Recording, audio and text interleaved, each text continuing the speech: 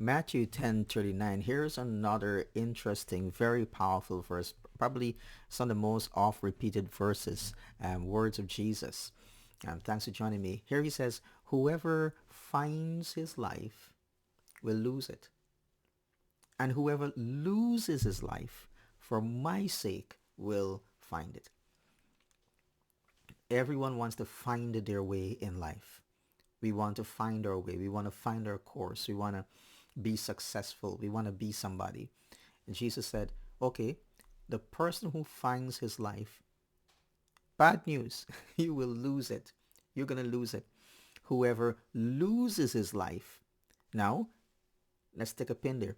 Loses means you're giving yourself to something.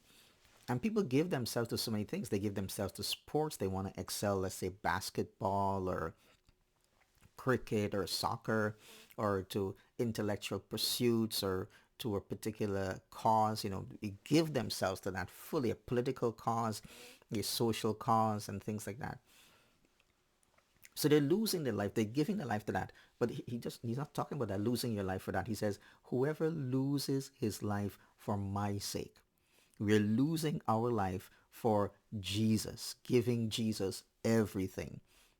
Our hopes, our dreams, our aspirations. Just give him our entire life, surrendering completely to him. He says, whoever loses his life for my sake, you are going to find it. Each and every one of us, created in the likeness and in the image of God, with the Spirit of God in us, the imprint of God upon us. God has a plan.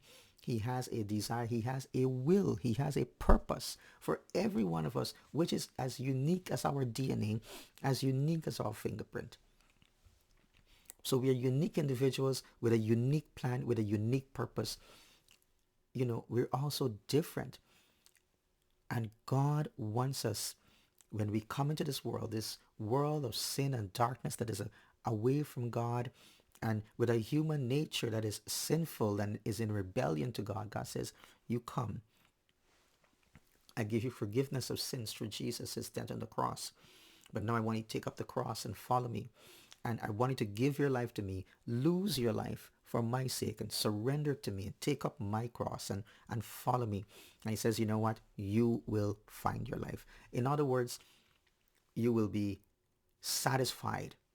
You will be happy. You will be so much joyful in your life and be at peace because you're in the will of God and you're doing the will of God. Joshua 1:8, this book of the law shall not depart out of your mouth. You shall meditate on it day and night and observe, and you will find your life to be successful. You will find your life to be good. So if we want to find our lives, we want to be successful and happy, and at the end of it, I say, you know what? I'm happy where I am. You may not have a big house and fancy cars and things like that, but you are going to be so satisfied and live at peace because you are in the will of God.